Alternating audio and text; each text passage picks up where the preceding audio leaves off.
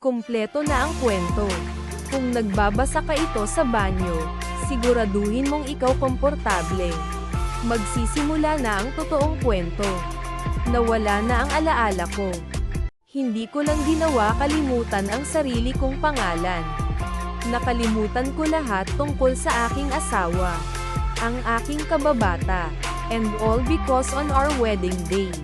May narinig ni Mrs. ang isang bulong-bulungan na ang kanyang unang pag-ibig ay magpapakamatay.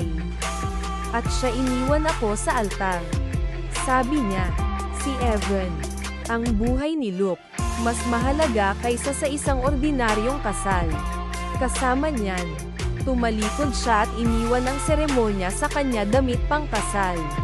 Nang walang kahit isang tingin pabalik, sobrang naduraj ang puso ko, bumagsak at nakoma. Kapag ako sa wakas ay nagising ako, nawala na ang lahat mga alaala. Pero akala ng asawa ko ako lang faking it, so she chose to divorce me. At hindi nagtagal, nagsimula na siya pang-aasar na naman sa akin. Sinubukan niya desperado para maalala ako lahat. Pero siya lang ang nahanap ko, nakakainis at maingay. Maya-maya, sinimulan ko ay bagong pamilya. Ang relasyon ko noon harmonious, at ang aking buhay tahanan ay perpekto. Samantala, siya ay hinihimok sa bangin na hakbang-hakbang ni Luke. Nang muli kong imulat ang aking mga mata, lahat parang hindi pamilyar ang paligid ko. Upang maging higit patumpak, ang buong mundo ay parang ay banyagang lugar. Mga doktor na nakasuot ng puting Amerikana ay abala sa pagtakbo pabalik-balik. Ay gustong tingnan ng nurse kung ako nga malay. Kaya itinaas niya ang 3 daliri at tinanong ako kung ilan sila. 3, sagot ko na medyo hindi sigurado. Saka ako umupo sa kama. Yung nurse sa harap, nakahinga ako ng maluwag. Ang may malay ang pasyente. Sino ang pupunta ipaalam sa pamilya? Hindi nila ako binigyan anumang oras para magtanong. Lahat ay abala sa sarili nilang mga gawain. Sandali, maya-maya, napuno na ang bedside ko mga tao. Mayroong 2 nasa katanghaliang gulang mag-asawa at isang batang babae. Isa sa mga mag-asawa at ang batang babae ay nagbahagi ng isang kapansin-pansin pagkakahawig sa akin. Ngunit hindi ko maalala kung sino sila. Hinawakan ng babae ang kamay ko at galit na sinabi, "Evan, mayroon si Chloe masyado ng malayo." Talagang tumakbo siya palabas sa kasal ng ibang lalaki. Ang ibang mag-asawa ay mukhang hindi kapani-paniwala humihingi ng tawad. Evan, kasalanan namin kung hindi pagtataas ng kanyang karapatan. Isasama natin si Chloe bumalik para humingi ng tawad sa'yo. Kung hindi namin ginawa, patuloy na nagtutulak sa inyong dalawa. Hindi mo na sana kailangang dumaan ito. Ngunit ako ay lubos na naguguluhan. Ano pinag-uusapan ba nila? Hindi ko kaya maunawaan ang isang salita. Sino si Chloe? Nag-asawa ba talaga ako? Napatingin ako sa kanila blanko at nagtanong. Maaari mo bang sabihin sa akin kung sino una na ako, ha? Higit sa lahat ng iba ko mga tanong. Gusto ko lang malaman ang sarili ko pagkakakilanlan. Natigilan ang lahat sa sinabi ko. Tinitigan nila ako nang hindi makapaniwala. Ang babae, hinawakan niya ako sa balikat. Ng lalaki, ang mga mata niya naluluha. Evan, ayaw mo talaga tandaan mo kung sino ako? Hindi ko alam. Ako gusto ko siyang sagutin.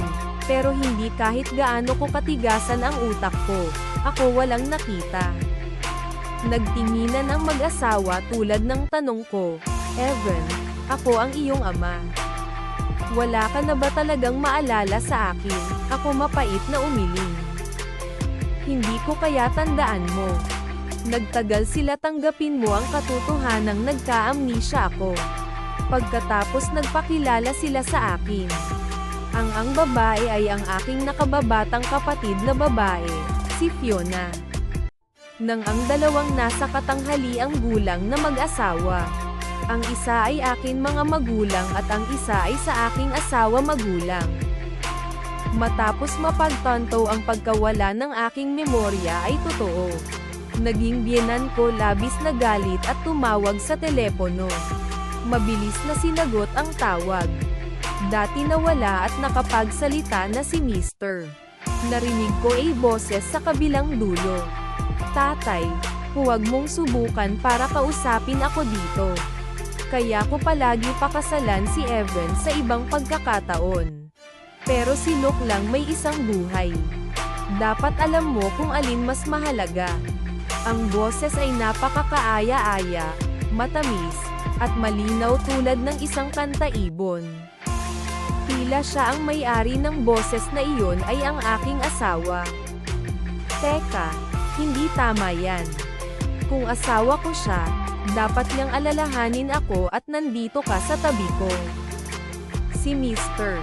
Umungol si Lawson sa telepono. Chloe, nagalit si Evan sa iyo kaya nawala siya kanyang alaala. Kung patuloy kang kumilos sa ganitong paraan, sisipain kita sa pamilya. Tatay, tigilan mo na ang paggamit ng mga kalokohang dahilan para linlangin ako sa pagbabalik. Matapos kong marinig ang sabi ng kabilang side, ang tawag ay nadiskonekta. Hinawakan ni Fiona ang kamay ko mahigpit at umuusok.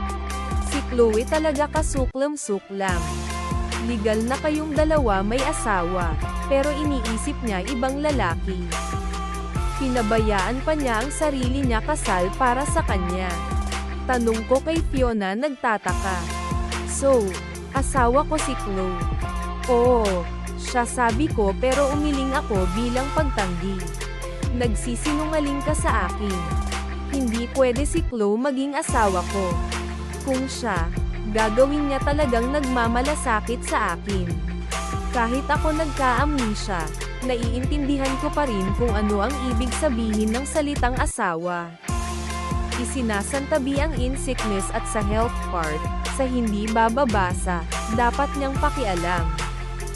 Ngunit ito mukhang walang pakialam si Chloe ako sa lahat. Ibig sabihin hindi siya akin asawa. Evan, nag-aalangan si Fiona, nakatingin wala akong ibang kasama kundi awa.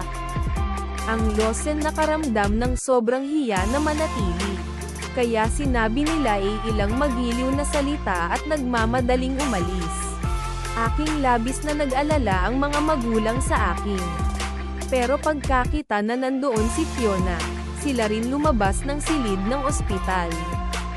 Pagkatapos ng lahat, sila kailangang humarap sa mga panauhin nasa wedding venue pa. Mula kay Fiona, nalaman ko na ang mga magulang at ang mga Lawson ay ang mga may-ari ng dalawang malalaking mga korporasyon. Dahil doon, karamihan sa ang mga bisita sa kasal ay kanilang mga kliyente. Kung iniwan nila ang mga bagay ng walang pag-aalaga, maaari gumawa ng isang malubhang dagok sa kanilang mga kumpanya. Noong wala kang malay, nanay at tatay sa sobrang pag-aalala ay halos umiyak sila. Pagkatapos pagkarinig ko sa paliwanag ni Fiona, naramdaman kong mas mabuti. At least ang mga magulang ko hindi parang asawa ko. At least may pakialam sila ako. Tinanong ko siya, Hoy, Fiona, ikaw ba alam mo ba kung bakit ako nasa ospital? Ako gusto niyang tawagan ang kanyang kapatid. Ngunit sa aking mata ngayon, siya ay isang estranghero lamang. Hindi ko pa napigilan ang sarili kong sabihin. Hindi pinansin ni Fiona ang tawag ko sa kanya. Pero habang ipinaliwanag niya sa akin ang sitwasyon, ginugol niya ang kalahati ng oras na minumura iyon babaeng nagngangalang Chloe. Tila, dahil sa business partnership, ang Evans at ang naging maayos ang pakikitungo ni Lawsons. Kami ni Chloe natural naging childhood sweethearts. Hindi kami mapaghihiwalay simula pa noong mga bata pa kami. Sabi ng lahat ng nakakita sa amin. Kami na nakatakdang maging mag-asawa kapag tayo ay lumaki. Pero pagdating namin sa college, a guy named sinimulan ni Luke ang walang humpay na pagtugis Chloe. Chloe ay walang interes sa kanya sa una, ngunit kalaunan ay nalaman niya siya dumanas ng depresyon. Kaya, sa likod ko back, naging very close silang dalawa mga kaibigan. Samantala, ang aking relasyon sa umunlad si Chloe sa punto ng tinatalakay ang kasal. Sa aming pamilya kahilingan, ipinarehistro namin ang aming kasal maaga at magtakda ng petsa para sa seremonya. Ngayon ang araw na iyon, at bilang seremonya narating ang rurok nito, tinawag ni Luke. Sinabi niya Chloe na kung ikakasal sila ngayon, siya hindi na mabubuhay. Kaya, pinili ni Chloe na tumakas kagad, iniwan akong nakatayo mag-isa sa altar. Hindi nagtagal pagkaalis ni Chloe, ako bumagsak sa lugar. At humahantong iyon sa ngayon nagising ako, ngunit nawala ang lahat sa akin mga alaala. Nagpasalamat ako kay Fiona. Salamat ikaw para sa pagsasabi sa akin ng lahat ng ito, Fiona. Humiling si Fiona. Ikaw ang aking kapatid. Tama lang na sabihin ko sa'yo.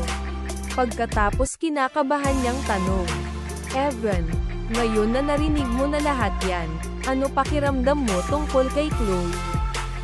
Wala naman. Sa kabaligtaran, nakita kong kakaiba ito. Kahit na may ginawa nga si Chloe Lawson nakakatakot sa akin. Ngunit nangyari ang lahat bago ako mawalan ng alaala. Ngayon siya na walang iba kundi isang estranghero sa akin. Bakit dapat ba akong kumapit sa damdamin para sa kabuuan estranghero? Nakahinga ng maluwag si Fiona. Iyon ay mahusay, Evan. Natakot ako na ikaw pa rin bilang walang pag-asa na huhumaling tulad ng dati. Ako ay hindi sigurado kung ito ay akin lamang imahinasyon. Ngunit pagkatapos kong sabihin ang mga iyon salita, si Fiona ay tila medyo masaya.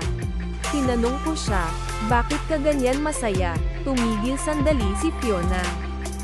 Siya ang sabi ay dahil nagmahal ang matandang Evan Chloe for too much. Kaya nakalimutan ko na siya isang blessing in disguise. Malamang bago magka-amnesia, inalagaan ko si Chloe na may masusing debosyon. Nag-aalala tungkol sa ang kanyang araw-araw ay nagkaroon ng toll sa aking kalusugan. Panunood na mangyari ay palaging hindi mapakali si Fiona. Iyon ang dahilan kung bakit siya naramdaman ang post-amnesia version ko ay hindi isang masamang bagay sa lahat. At least ako hindi magpapatuloy sa pagpapahirap ni Chloe dahil ang pagputol ng mga relasyon sa kanya ay gagawin masaya si Fiona. Nagpasya ako. Fiona, may number ka ba ni Chloe?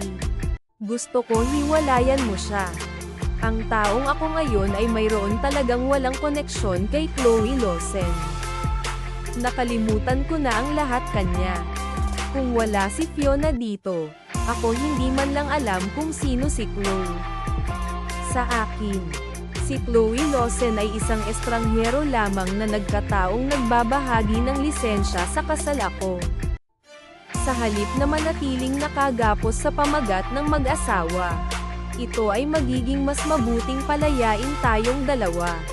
Talaga, aking medyo natuwa si Fiona sa mga salita. Siya paulit-ulit akong tinatanong kung seryoso ba ako. Sinabi niya sa akin na matagal na siyang nagsawa sa ugali ni Chloe. Bakit dapat ganon natutuwa ang babae sa kabaitan ng kapatid ko? Habang dala ang isa pang lalaki sa likod niya pabalik. Natatakot na baka magbago ang isip ko. Mabilis na kinuha ni Fiona ang kanyang phone at iniabot sa akin. Pagtingin ko sa kanya, naramdaman ko isang hindi maipaliwanag na pakiramdam ng init. Marahil ay dahil sa akin talaga siya biolohikal na kapatid na babae. Tama ang number niya dito. Natakot si Fiona na makalimutan ko kung paano gumamit ng telepono. Kaya matyaga siyang nagpakita sa akin kung paano ay navigate ito. Nakatingin kay Fiona bustle around for my sake. Hindi ko kaya tulong pero ngumiti. Ako ay dapat na medyo ang dakot ng isang kapatid bago ako natalo ang aking memorya na gawin ang aking kapatid na babae ito gumana pataas. Ilang sandali pa, nakuha na ni Fiona si Chloe Lawson sa linya.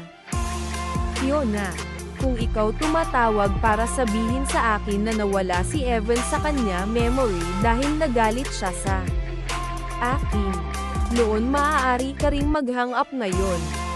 Hindi ko gustong sayangin ang hininga ko. Tunog ni Chloe lubhang naiinip sa kabilang dulo. Gawin you have any idea na muntik nang madulas si Luke kanyang mga pulso. Kung nakarating ako ng 1 minuto mamaya, patay na siya ngayon. Ako hindi alam kung ano talaga ang nangyayari kasama ang lalaking ito na nagngangalang Luke. Pero kung siya gustong-gusto na niyang mamatay, ayoko partikular na tinawagan si Chloe para sabihin sa kanya kahit ano. Wala itong kinalaman sa akin. Sisabog na si Fiona sa galit. Pero pinigilan ko siya. Pagkatapos ay sinabi ko ang aking intensyon. Chloe, humanap tayo ng oras makipagdiborsyo. Tumigil si Chloe sa kabilang banda dulo ng linya. Inasahan niya ako sagutin ang telepono. Ngunit siya ay malinaw na bigla ako na nasabi ko ang ganoong bagay. Evan, tumigil ka sa pag-arte, okay? Sa sandaling iyon pagpapatahimik ni Luke, we can talk about our sitwasyon. Akala ni Chloe nagbibiro ako at pinagalitan ako sa pagiging immature ko. Ako natatawa dahil sa sobrang frustration sa kanya mga salita. Tanong ko sa kanya, sino ka sa tingin ay ang isa ay gumaganap out? Narinig mo tungkol sa drama ng ibang tao sa kasal at umalis nang walang kahit isang tingin pabalik. Nawalan ng malay ang asawa mo dahil sa ikaw. Nawala ang alaala niya dahil sa'yo. At gayon pa man, kumakanta ka pa rin ng ibang lalaki pangalan. Sino ba talaga ang gumagawa ng eksena? Evan, kailan ka lalago pataas? Nandito pa rin si Luke sa tabi ko. Siya maaaring magpakamatay anumang oras. Hindi manalo sa argumento. Kaya ni Chloe lamang taasan ang kanyang boses. Hindi pakiramdam sa kahit konting mali. Siya kahit na tila isipin na ang lalaking nagngangalang Luke ay higit pa mahalaga kaysa sa akin. Ang buhay ng tao ay higit pa mahalaga kaysa sa anumang bagay. Evan, hindi pwede itigil ang pagiging maliit. Hindi ko alam ang buong detalye ng kasal ngayon. Alam ko for sure na kasalanan ni Chloe ang lahat mula simula hanggang matapos. At tungkol doon si Luke, paano naging ako ay maliit? May asawa palagi na huhumaling sa ibang lalaki. Ako ba dapat ay mapagbigay at hakbang lang sa tabi? Tanga lang ang gagawa nun.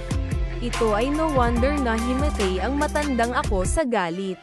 Kahit sino ay mahahanap ito hindi mabata. Ako ayoko nang makipagtalo pa kay Chloe ngayon pa. May parte sa akin na galit, pero may parte sa akin na tagpuan ito masayang maingay. Sabi ko, ano wala sa akin ang ginagawa mo? Ngunit ako walang interes na manatiling kasal sa babaeng hindi ko maalala. Lalo na ang isa na may ibang lalaking naninirahan sa kanyang puso. Tumanggi akong panatilihin ang pamagat ng iyong asawa. Patuloy kong idiniin ang diborsyo. Kaya, inaasahan kong hiwalayan mo ako sa lalong madaling panahon. Evan, kung ikaw magpatuloy sa landas na ito, gamit ang amnesia bilang palusot at pananakot sa akin divorce. Tapos wala na talagang pag-asa umalis para sa amin. Nainis si Chloe sa akin salita. Kumbinsido na ginagamit ko lang isang banta sa halip na talagang gusto iwan mo siya. Ito ay halos nakakatawa. Kahit wala akong alaala, alam ko buti na lang hindi na ako bata. Alam ko talaga kung ano ang ibig sabihin ng gamitin diborsyo bilang isang banta.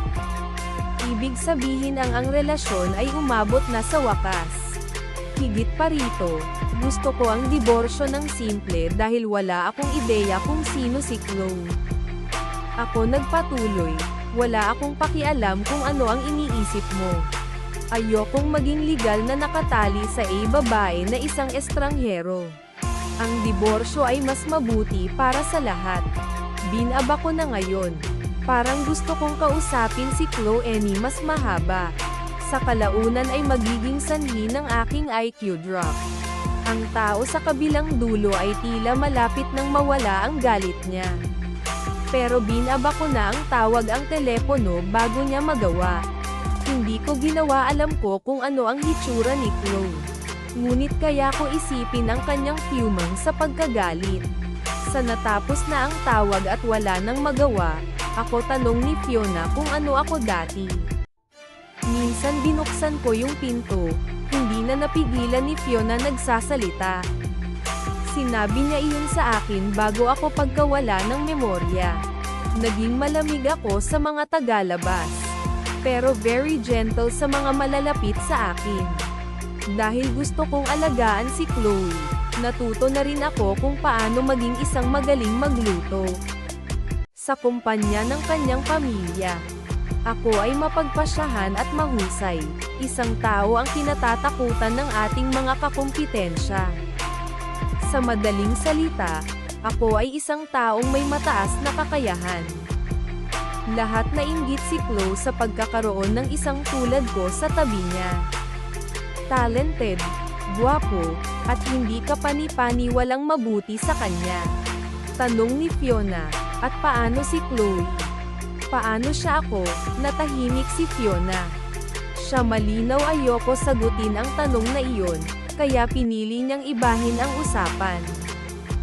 Evan, hayaan mo akong sabihin sa iyo ang tungkol sa ilang mga bagay mula sa noong bata pa tayo. Hindi ko pinindot ang isyu at masayang nakinig sa usapan ni Fiona tungkol sa nakaraan. Kapag ang resulta ng pagsusulit bumalik, maayos na ang aking pisikal na kalusugan. Ngunit nag-aalala si Fiona tungkol sa potensyal nagtatagal na mga epekto. Kaya, pinapasok niya ako ospital para sa isang araw ng pagmamasid. Mula sa paraan ng pagtingin niya sa akin, ako masasabi kong kapatid ko talaga si Fiona. Kahit isa lang ang tinutuluyan ko gabi, nag-ayos siya para sa isang high-end nurse para alagaan ako. Nanatili rin siya sa aking tabi sa buong oras, nagpapaliwanag lahat ng tungkol sa buhay ko. Kinabukasan, sa pagpupumilit ni Fiona, sumailalim ako sa buong pagsusuri ng katawan. Kapag sila lang kinumpirma niya na okay lang ang lahat, sa wakas relax.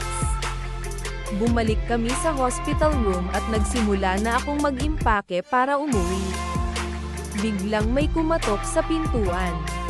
Bago pa ako makapagsalita, ang itinulak ang pinto. Isang babaeng may pumasok, ang matalim at makapangyarihang presensya namumuna sa isang lalaki. Mukhang may sakit. Siya ay hindi kapani-paniwalang maganda. Parang isang diyosa na ay lumabas sa isang pagpipinta. Ngunit siya nagkaroon ng malamig, mainit na aura na ginawa sa kanya parang hindi malapitan. Tungkol naman sa lalaki sa tabi niya, siya ang polar opposite. Hindi siya kasing tangkad niya. Siya ay may mahinang katawan. Ang balat niya noon napakapot niya, mukhang hindi malusog. Ang namumula ang sulok ng kanyang mga mata at bahid ng luha. Mas tumingin siya maislan kaysa babae. Hindi ko ginawa kilalanin ang alinman sa kanila. Hindi ko kaya makahanap ng isang kaugnay na alaala sa aking ulo. Siguro isa lang siyang kaibigan ko. Chloe Lawson, anong ginagawa mo dito? Sa sandaling nakita ni Fiona si Chloe na pumasok. Siya nakagawa ng kumpletong 100 degrees turn ang saloobin. O ito ay si Chloe Lawson. Babae na inabandona ang sarili niyang kasal alang-alang ng ibang lalaki. Kung hindi ako nagkakamali, ang lalaking nakatayo sa tabi niya ay si Luke. Yung sumisigaw daw pumatay sa sarili. Siya ay hindi kahit na bilang maganda kagaya ko. Wala akong ideya kung ano nakikita ni Chloe sa kanya. Ini-imagine ko na kasama ang kanyang hitsura at katayuan. Maaari niyang piliin ang alinman isa sa mga manliligaw niya ng random. At sila ay higit na mataas kay Luke. Sa pinakakaunti, hindi sila magtatago sa likod ay babae. The moment na nakita ako ni Chloe, siya agad akong sinimulan ng paratang. Tulad ng gusto mo, bumalik ako. Tigilan mo na yang kalokohan mo tungkol sa isang diborsyo. Hindi natulog si Luke lahat kagabi dahil dun. Bago ako may buka pa ang bibig ko. Si Luke, na nagtatago sa likod ni Chloe, naglabas ng mapait, pagtawa sa sarili. Humingi siya ng tawad sa ako. Mr. Evans, I'm so sorry. Hindi ko ginawa, ibig sabihin ay guluhin ang kasal niyo ni Chloe. Gusto ko lang marinig ang boses niya sa huling pagkakataon oras bago ako umabot sa dulo ng aking buhay. Paumanhin, Mr. Evans. Kung ikaw ay sisisihin ang isang tao, sisihin mo ako. Kay Luke mga salita na parang kinukuha niya ang sisihin. Ngunit talagang inaakusahan niya ako ng pagiging hindi makatwiran. Ang lalaking ito ba may utak ba siya sa ulo? Kung gusto mo mamatay ka na lang at mamatay ka na. Bakit? Sadyang tumawag sa telepono. Siya ay sinusubukang gampanan ang biktima at ang bayani sabay-sabay. Oo naman. Sa lalong madaling panahon habang nagsasalita siya, mas lalo siyang naging si Chloe kumbinsido na ako ay gumagawa ng isang eksena ng wala. Tingnan mo ang bait ni Luke ay. At tumingin sa iyo. Ang nawala sa iyo ay isang kasal. Pero, nagpapaka-amnesia ka at humihingi ng diborsyo. Dapat matuto ng isang bagay o dalawa mula sa kanya. Matuto galing sa kanya. Alamin kung paano maging isang manipulative tusok. Hindi ko alam kung ano ako noon bago ako mawalan ng alaala. Ngunit sa ngayon, tumanggi akong kumuha ng kahit isang onsa kawalang galang. Alamin kung paano pag-usapan magpakamatay habang sinisigurado na hindi talaga mamatay. O matutunan kung paano ipasok ang aking sarili sa relasyon ng ibang tao. Ako ay pareho galit at natuwa. Baka matuto magtago sa likod ng isang babae at humingi ng tawad habang talagang sinisisi ang iba. Chloe, halatang hindi ko inaasahan na sasabihin ko yun bagay. Siguro masyado akong naging mabuti sa kanya bago ang aking amnesia. Na nagpaisip sa kanya I would still cater to her every wish. Namutla na ang mukha ni Luke, mas malawak nang marinig niya ang aking mga salita. Ang kanyang naging pilipit ang ekspresyon na parang siya nakalunok lang ng ilang langaw. Tinuro ako ni Chloe at sumigaw, Evan, baliw ka ba? Matindi ang paghihirap ni Luke, depresyon. Kung talagang sinubukan niyang pumatay muli ang kanyang sarili, magiging mamamatay tao ka. Ako isang malamig na tawa ang pinakawalan. Ang alam ko lang yun kung talagang may gustong mamatay. Sila hindi kailanman aabisuhan kon inuman bago gawin ito. Hindi ko alam kung bakit ko nasabi iyon may kumpiyansa. Ngunit naramdaman ko ito ng malalim aking bituka. Baka may gagawin ito kung sino ako bago magka-amnesia. Namula agad ang mukha ni Chloe galit. She rushed forward at itinaas siya kamay para sampalin ako. Inabot ko at hinarang siya. Tapos sinampal siya ng kanan pabalik. Miss Lawson, baka nawala ako alaala, ngunit ikaw ang gumawa, may mali. At least, ikaw walang karapatang suntukin ako. Napayakap si Chloe sa gilid ng mukha niya kung saan ako nataman kanya. Ganap na natulala. Ang buong nabalot ng matinding katahimikan ang silid ng ospital pagsunod sa aking mga salita. Walang umasa sa akin upang aktwal na bawiin. Luke, sa wakas naputol ito at nagmamadaling lumapit sa protektahan siya. Sinaman niya ako ng tingin at sumigaw, "Evan, asawa mo siya. Paano kaya mo ba siyang suntukin? Oh, so ikaw talaga alam kung asawa ko siya. Simula nung nalaman mo yun.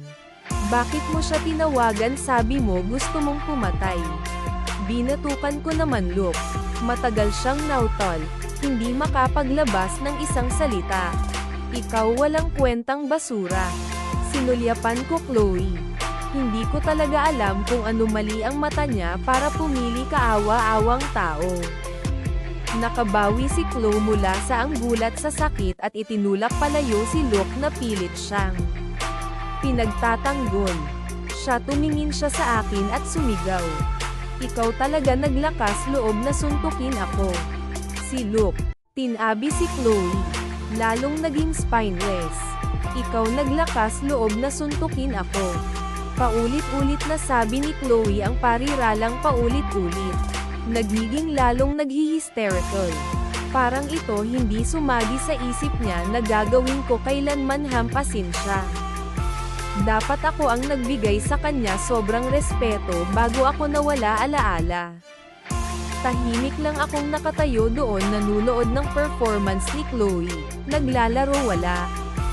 Ngunit kung siya ay nagpatuloy sa tulad ng ito, naisip ko na baka masampal ko lang siya muli. Hindi ako kadalasang pumapatol sa mga babae. Pero ako huwag mag-discriminate pagdating sa kawalang galang. Tinadyakan ni Chloe ang kanyang mga paa, siya magulo ang buhok, at umungol sa akin. Diborsyo. Hiwalayan na talaga kita. Walang oras tulad ng kasalukuyan. Pero gawin natin ngayon din. Hindi ako nagdalawang isip para pangalawa. Pagkatapos ng lahat, ang tanging dahilan ko tumawag si Fiona sa kanya para kunin ito na ayos ang diborsyo. Nakikita ko kung gaano ako casual pagsang-ayon. Medyo nabawi naman siya ni Chloe katahimikan. Sige, huwag kang magsisi ito. Akala pa naman ni Chloe ako lang kumikilos sa init ng sandali. Kapag ako pumayag sa diborsyo, wala siyang ideya na kapag kausap ko siya kahapon. Nakapagdesisyon na ako para iwan siya. Tutal wala naman bakas ni Chloe sa aking alaala. Siya lang isang estranghero sa akin. Tumango ako. Seryoso, huwag ka mag-alala. Wala akong pagsisisihan. Hindi na ako makapaghintay na legal na maghiwalay mula sa kanya. Kung hindi, sa paligid nito ang loko ay tiyak na magdadala sa akin sa isang maaga libingan. Ito ang pagkakataon ni Luke naghintay ng. Nakita ko ang isang kurap ng ngiting dumampi sa sulok ng kanyang bibig. Pero nataman niya ito bago pa mapansin ni Chloe. Naglagay siya ng mukha ng self-reproach at sabi, "Kasalanan ko ang lahat. Ako ang lahat kasalanan. Kung hindi ko ginustong mamatay ng walang pagsisisi, paano si Mr. Evans? Gusto mo bang hiwalayan si Chloe? Talaga hindi dapat sa mundong ito. Since alam ni Luke na siya ang may kasalanan at siya iyon hindi dapat umiral. Bakit siya pa nakatayo dito na umuungol? Sa halip na lang sa pagpapatuloy nito, naramdaman ko bigla lakas ng loob na sunggaban si Luke at ihagis pakanan sa labas ng bintana. Ang lalaking ito ay hindi kapani-paniwala, nakakainis. Tinuro ko ang pinto at sabi, "Sumakay ka sa elevator, doon ang bubong. Maaari mong maabot ang iyong mga pangarap, totoo doon." Pagkasabi ko noon, si Luke, na kanina pa nalulunod sa kasalanan a second ago, itinikom agad ang bibig. Nais kong hayaan siyang magpatuloy sa kanyang maliit kumilos. Ngunit hinayla siya ni Chloe sa likuran niya, protektahan siya. "Evan, baliw ka. Gawin kailangan mong itaboy siya sa kanyang kamatayan sa pakiramdam na siyahan. Nagkibit balikat ako. Siya ang isa na sumisigaw na mamatay. Nakaturo si Osha sa tamang direksyon. Bukod, ang isang taong talagang gustong mamatay huwag kailanman tumayo sa harap ng iba na nagsasalita. Napakaraming basura. Ginawa na sana nila matagal na ang nakalipas. Halos lumabas ang mga salitang iyon ng katutubo. Kahit hindi ko ginawa consciously have that thought.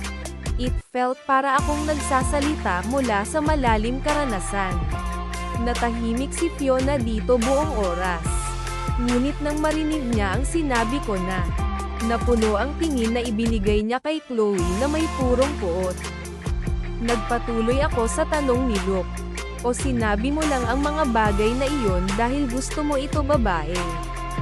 Chloe. Para galitin ako. At hindi. Luke ay nawalan ng salita. Kahit na ano sabi niya, wala daw sense. Sa wakas, kinailangan siyang piyansahan ni Chloe. Napakasige, Evan. Bagay talaga kayo.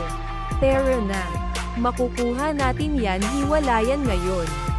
Agad akong pumayag, natatakot na baka pagsisihan niya ito. At habang umaarte pa si Chloe sa init of the moment, hindi man lang ako nag-abala nag-aayos ng kwarto ko sa ospital at umalis sa ospital agad. Dumiretso kami sa Bureau of Civil Affairs. Isang maikli habang maya-maya, nag-walk out kaming dalawa na hawak-hawak ang aming mga sertipiko ng diborsyo. Hawak ang sertipiko sa kanyang kamay, unti-unting si Chloe nagsimulang kumalma. Lumingon siya para tignan sa akin at sinabi, mula sa araw na ito, kahit wala ng koneksyon pagitan natin, kahit anong pakiusap mo ako, kahit lumuhod ka sa harap ko, hindi kita kukunin pabalik. Si Luke naman, ang ngisi niya ang mukha ay halos imposibleng sugpuin. Hindi man lang ako nag-abalang sumagot sa kanya dahil ang senaryo na inilarawan niya ay isang bagay na talagang hindi kailanman mangyari. Ako, she was just a stranger who ay gumawa ng isang kakilakilabot na unang impression. Ako walang ideya kung saan nakuha ni Chloe ang kumpiyansa. Para isipin na gusto ko para pakasalan siyang muli. Sa katunayan, hiwalayan si Chloe sa pagkakataong ito ay wala akong naramdaman. Ako kinuha ko ang divorce certificate ko at naglakad palayo kay Fiona nang walang sinasabi ni isa salita. Isang galit na Chloe lang ang naiwan namin sa likod. Tinatapakan ang kanyang mga paa sa galit. Chloe pinagmamasdan ang pag-urong ko. Malinaw, hiwalayan ako dapat isang bagay na nagkakahalaga ng pagdiriwang. Gayunpaman, siya nakaramdam ng kakaibang kaba sa kanyang dibdib, parang may kulang. Siya pa rin hindi ako makapaniwala na mayroon ako talagang dumaan sa hiwalayan. Nangako sa kanya na magkakaayos kami para sa kasal mamaya. Naramdaman ni Chloe hindi maipaliwanag na hindi mapakali. Si Luke, nakatingin nakakaawa, sabi, Chloe, I'm so sorry. Ikaw at Mr. Evans ay hindi kahit nakasal para sa ganun katagal. Naputol ang sinabi ni Luke kay Chloe balik sa realidad. Sinabi niya kay Luke, ito walang kinalaman sa iyo. Ito ay dahil masyadong maliit si Evan. Yan ang sinasabi ni Chloe sa kanya bibig. Ngunit ang kanyang mga mata ay nakapikit direksyon ko. Hindi man lang ako lumingon minsan. Hawak-hawak ko ang divorce papers ko kakatanggap lang. Napangiti ako. Hindi ko ginawa maranasan kung ano ang nararamdaman ng kasal parang. And yet naranasan ko na diborsyo. Wala man lang akong naramdaman. Sa kabaligtaran, naramdaman kong ako ang pangwakas na tanggal ang kadena. Magaan ang pakiramdam ko at libre. Tinapak ako ni Fiona sa balikat at sinabing, Evan, mayroon ka ba anumang ideya kung gaano kasiya siya itong panoorin sinampal mo si Chloe kanina? Siya ay pinakain kay Chloe ng matagal. Pero dahil sa kung sino ako bago ang aking amnesia, siya ay hindi kailanman sa isang posisyon na gawin kahit ano tungkol dito. Hindi man lang siya ng ahas para pag-alitan siya. Kaya nung sinampal ko si Chloe ngayon lang, naramdaman ni Fiona ang matinding pakiramdam kaluwagan. Alam ko. Alam ko. Mula sa daan tinatamaan mo ako sa kilig. Kaya ko sabihin ng eksakto kung gaano ka kasaya. Ako natatawang kausap ko si Fiona. Sa pamamagitan ng Way, may gusto ka bang bilhin? Kahit nasa ospital lang ako para sa 2 araw.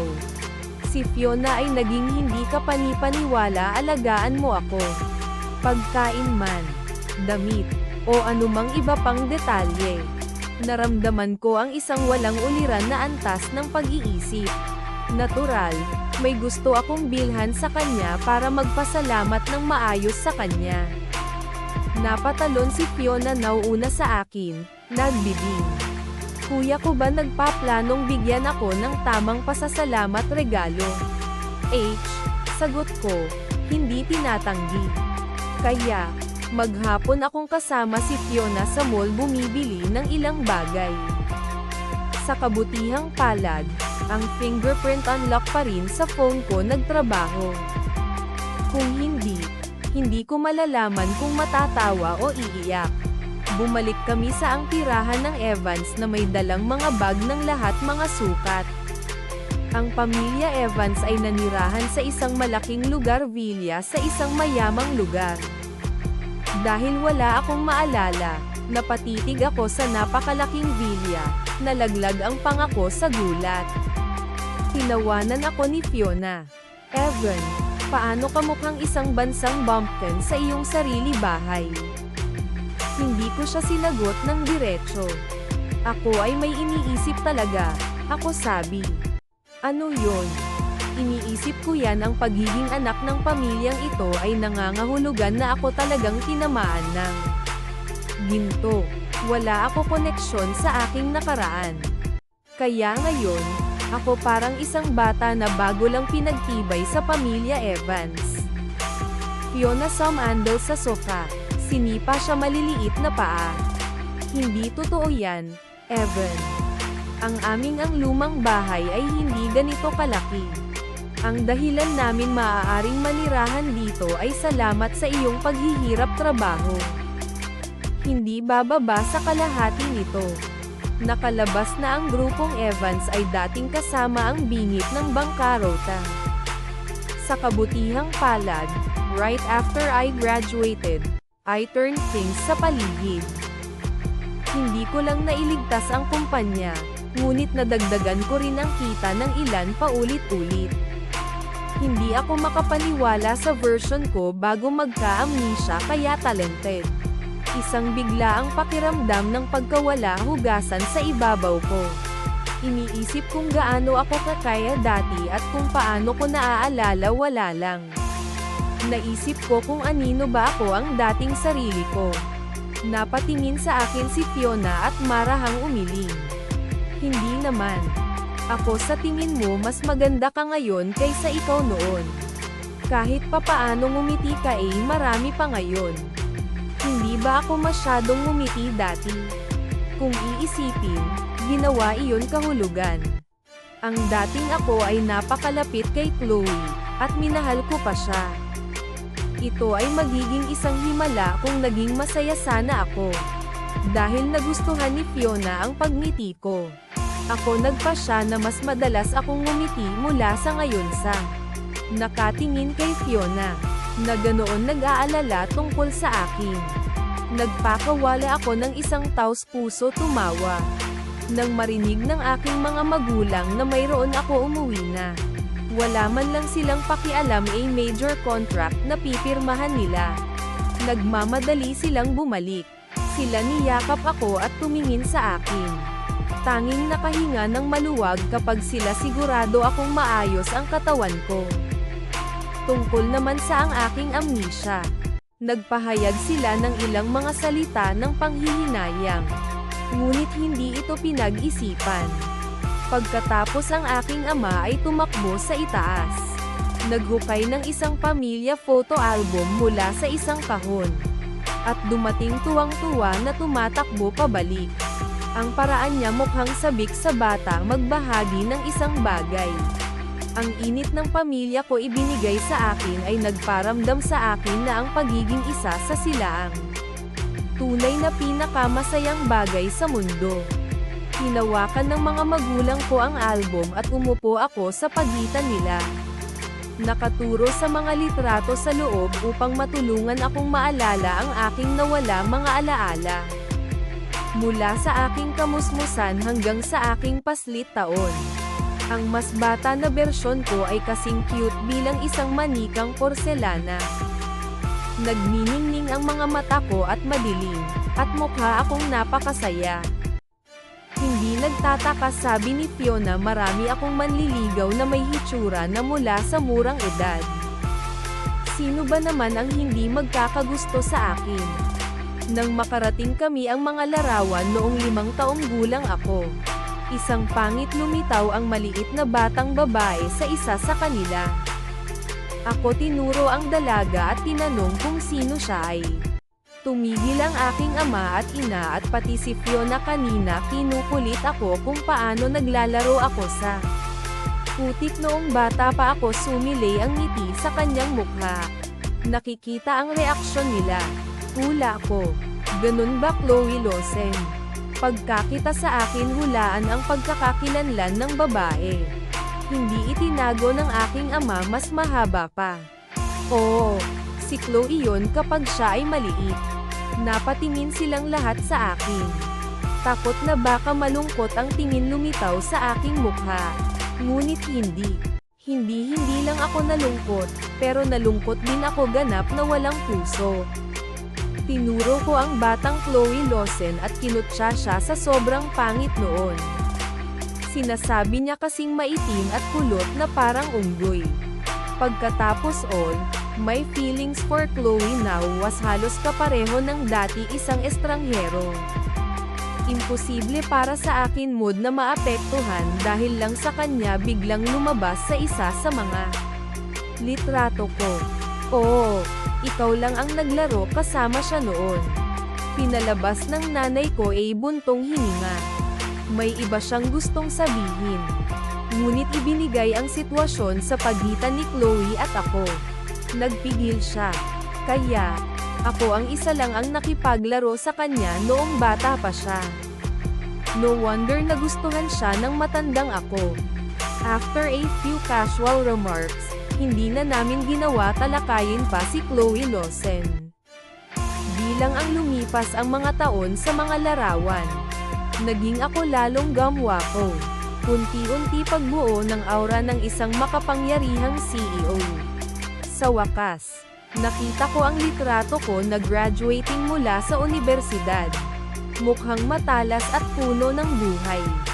Hindi nabigo si Chloe Lawson alinman.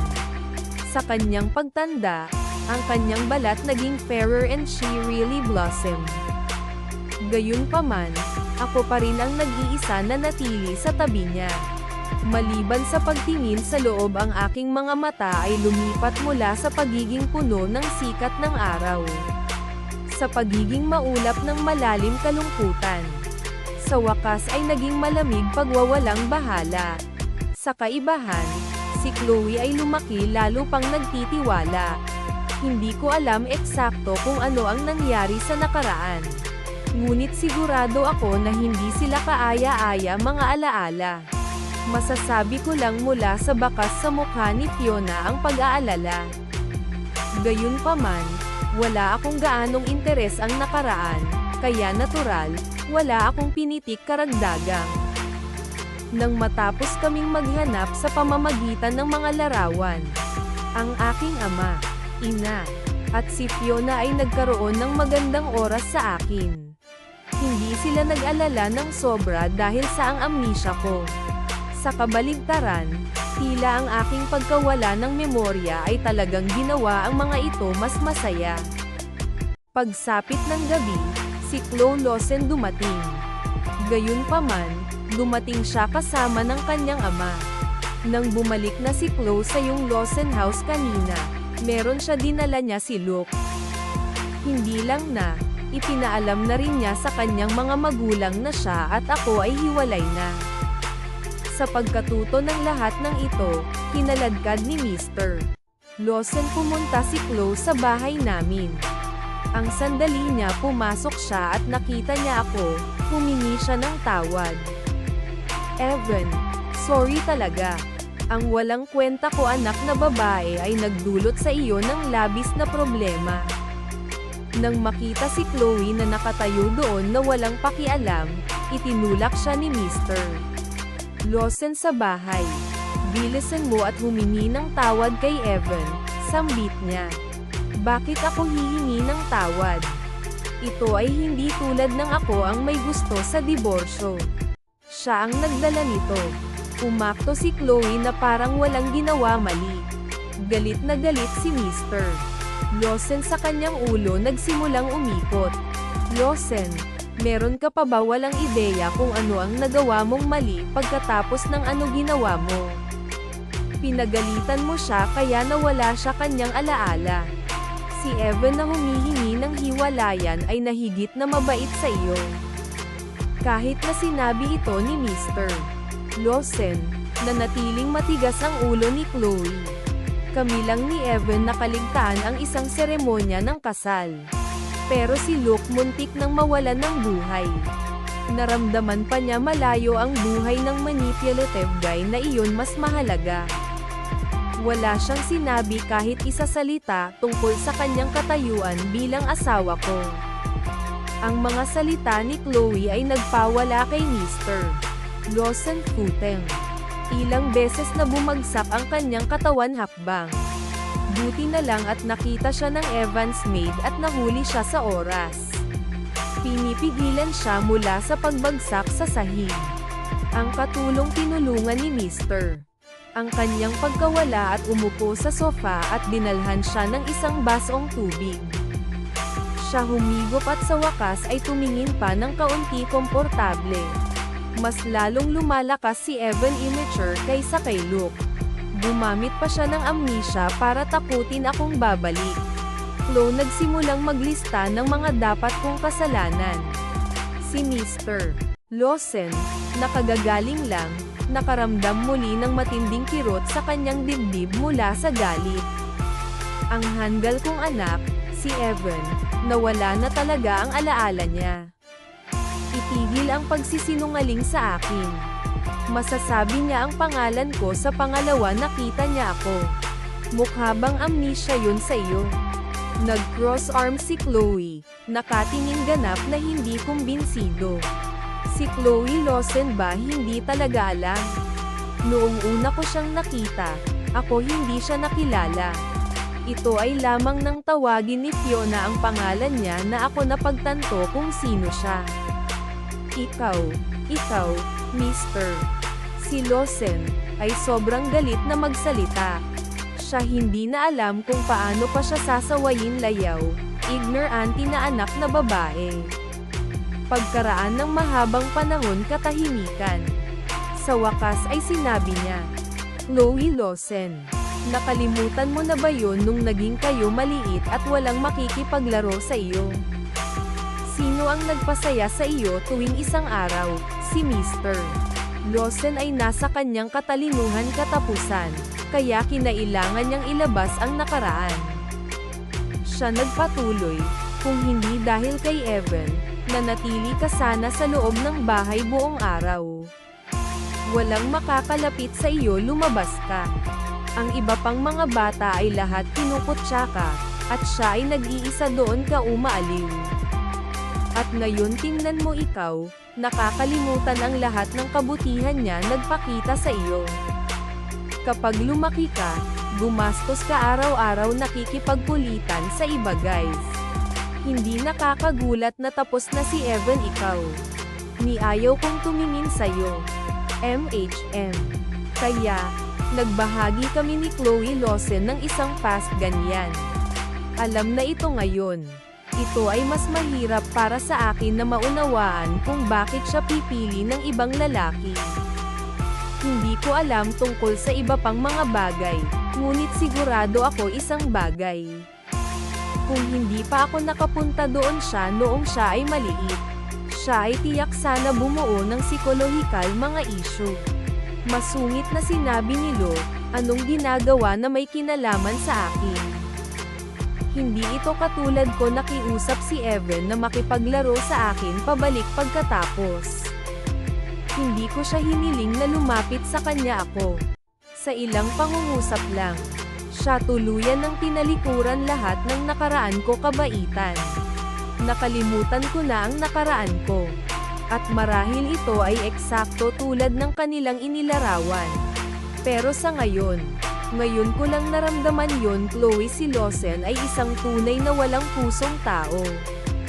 Aking hinampes ni tatay ang mesa at umungol. Chloe Lawson, tama na. Yung dagandong nagulat pa yung maid at butler namin na sino pareho silang halatang kinilig. Napailing si Chloe sa takot din. Sinadya niya sana patuloy sa pagsasalita, ngunit agad niyang isinara kanyang bibig. Hinayla ni Mr. Lawson ang isang kontrata mula sa kanyang jacket. Evan, alam ko ang mangmang na anak na babae ay nakagawa ng maraming bagay para masaktan ka. Alam kong imposible magkabalikan kayong dalawa. At simula noon nawala ang iyong alaala ngayon. Ang iyong kinabukasan hindi sigurado ang seguridad. Tinulak niya ang kontrata papunta sa akin at nagpatuloy sa ipaliwanag.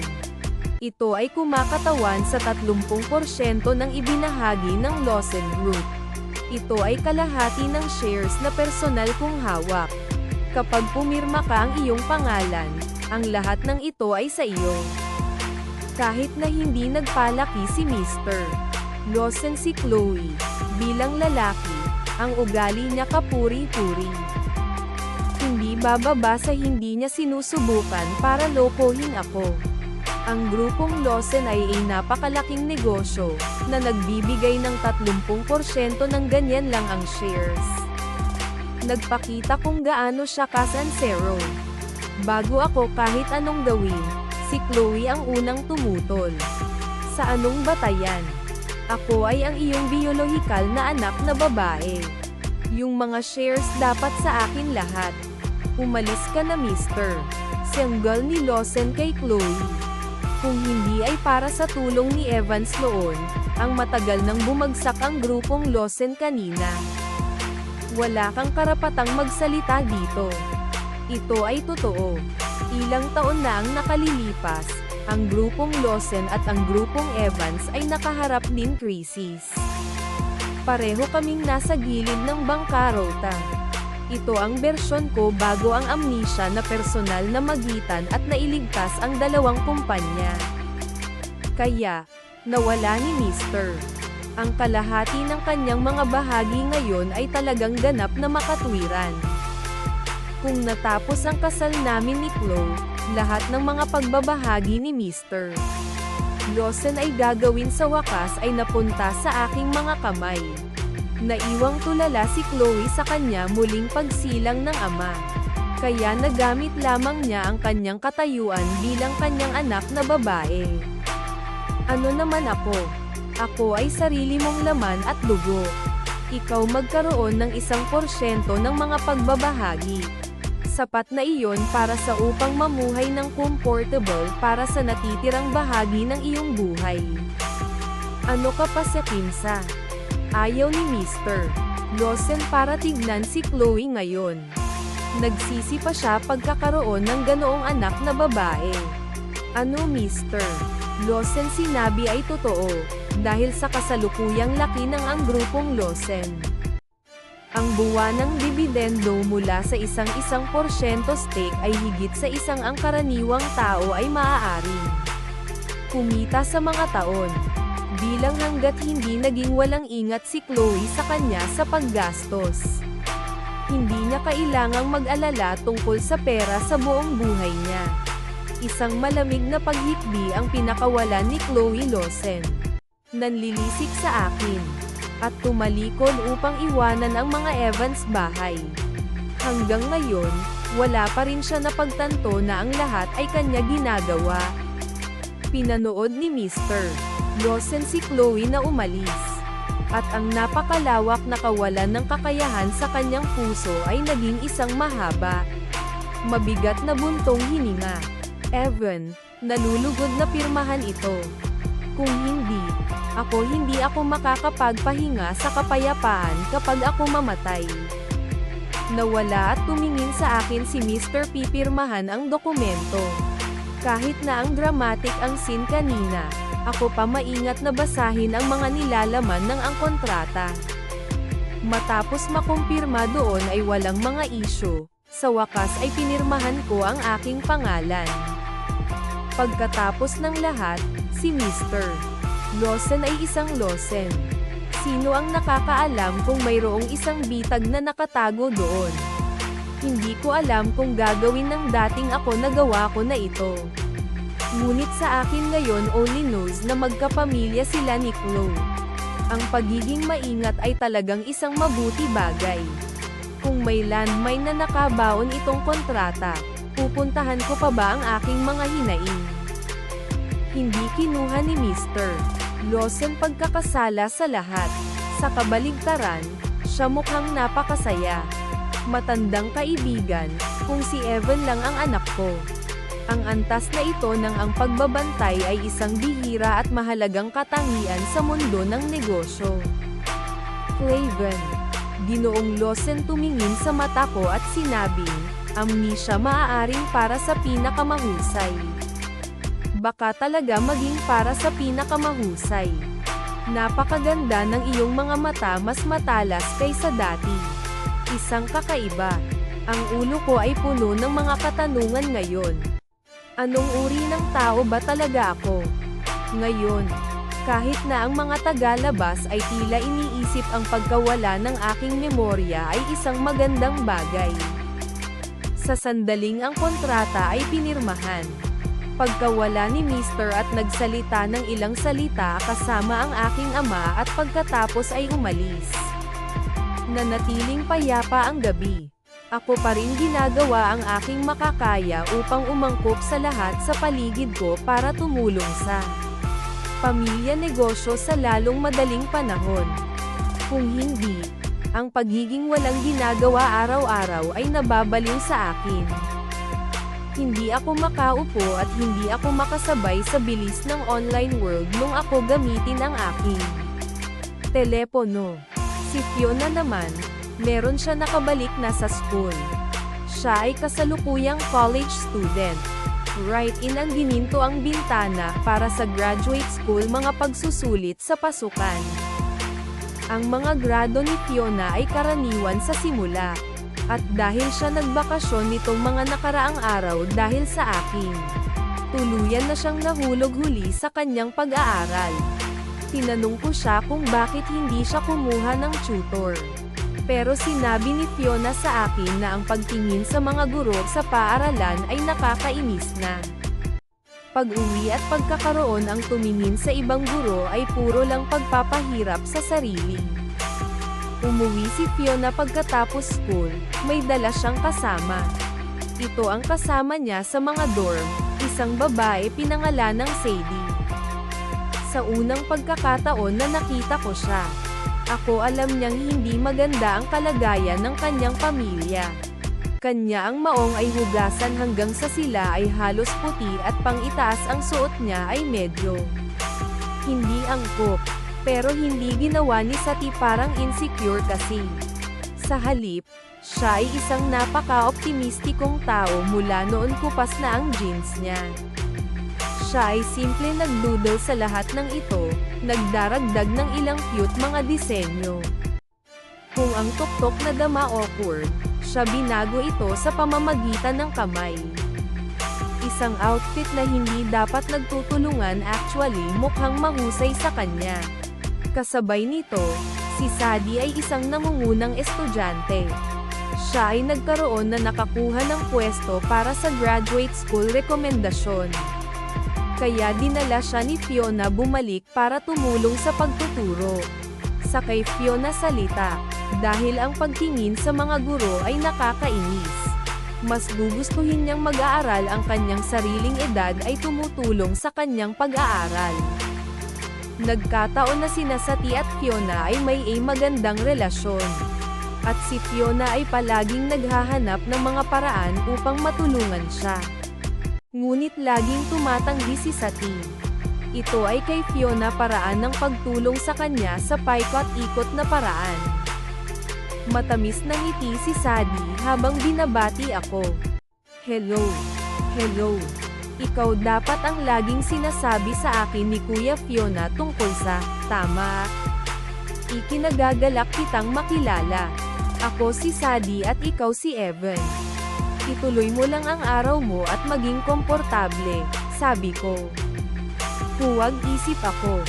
Nagbigay ako ng maikling pagpapakilala sa pati sarili ko. Tapos tinignan ko si Fiona inakay si Sadie pabalik sa kanyang kwarto. Tumingin ako sa sobrang pagkamausisa, bumubulong sa aking sarili, Sati, ha? Kabaligtaran siya ng isang tulad ni Luke. At least ang sweet niya ngiti ay madaling nakakahawa lumiwanag ang aking kalooban.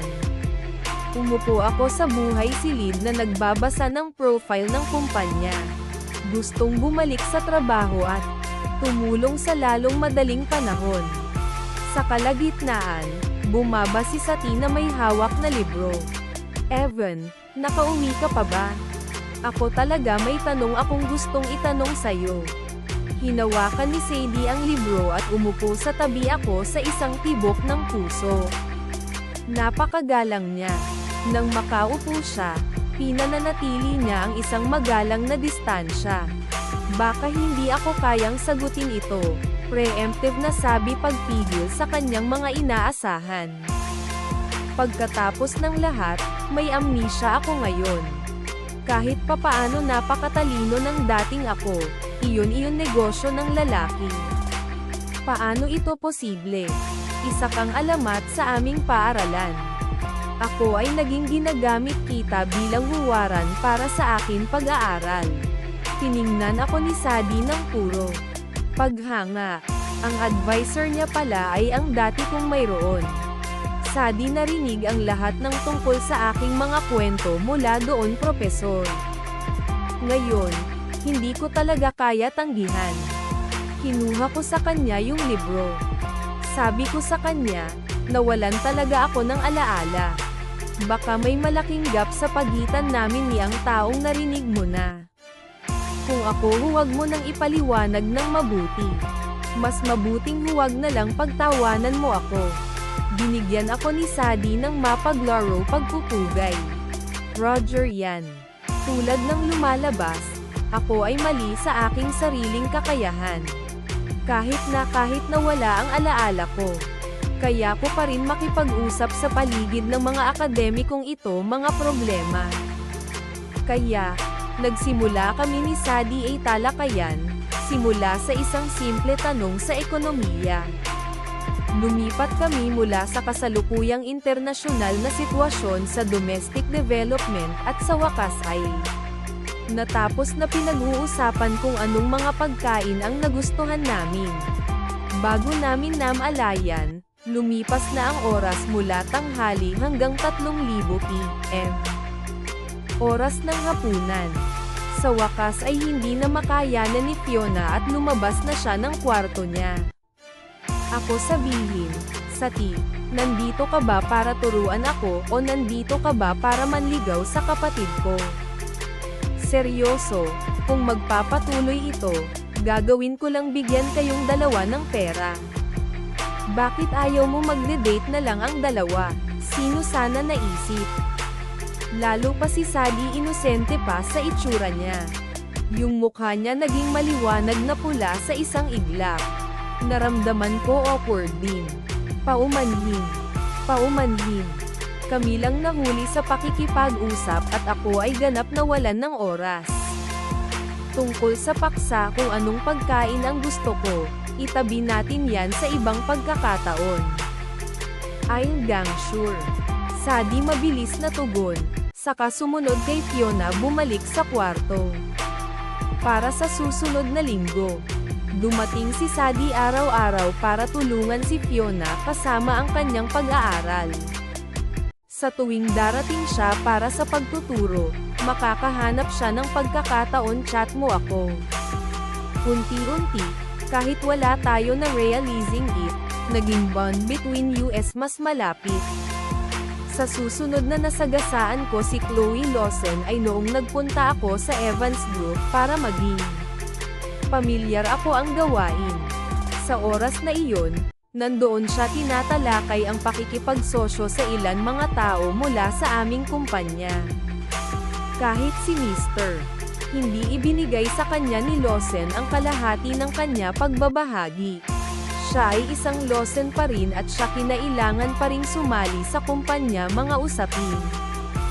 Nang makita ako ni Chloe ay bumitaw siya isang malamig na ngisi. Oh, kung hindi ito atin amnesiac CEO, Mr. Evans. Paano mo kahit tandaan kung paano humawak ng trabaho? Hindi ko pinansin siya at dirdiretsong naglakad papunta sa empleyado katabi. Paumanhin. Maaari ba akong makakuha ng kopya ng buong empleyado ng Evans Group's roster at ang kanilang mga resume? Ang empleyado nakangiting tumango. Siyempre, ikaw ang aming CEO pagkatapos ng lahat. Kahit may amnesia, ikaw pa rin ang amo namin. Ang aking ama ay nagkaroon ipinaalam na sa buong kumpanya tungkol sa pagkawala ng memorya ko. Para masigurado yan ang trabaho sa hinaharap ay maaaring magpatuloy sa isang maayos passion. Tumayo si Chloe sa gilid. Panunuya. Tiyak na maislan si Mr. Evans para magmukhang totoo ang kilos. Ikaw ay kahit na nakipagsabuatan sa sarili mong mga empleyado. Bagay talaga kayo no? Bitter pa rin si Chloe sa kung anong meron ako ginawa sa kanya dati. Kumbinsido na kasalanan ko ang lahat, patuloy niyang ginagawa panunuya na sabi sa tenga ko. Ako sa wakas hindi na kinaya. Lumingon sa kanya at sinabing, Miss Lawson, ikaw at ako ay hindi na magkaroon ng anumang koneksyon kahit ano paman. Pwede bang tumigil ka sa pag-ungol sa tenga ko na parang karaniwang langaw sa bahay? Dagdag ko ng mabigat diin. At isa pa, ako talaga hindi kita kilala. Nawala lahat ng alaala ko pagkatapos ng huling pamamalagi ko sa ospital. Sa ngayon, wala kang pinagkaiba sa isang estranghero ako. Tumunog ang empleyado sa malapit. Tama siya, Miss Lawson. Mr. Evans talagang nawala ang kanyang memorya. Si Chloe noon nagalit agad sa sinabi ko. Siya naging ganap na baliw at umungal sa akin. Evan, nagpapanggap ka pa ba? Ipagpatuloy mo ito at hindi rin natin magagawa para maging kaibigan.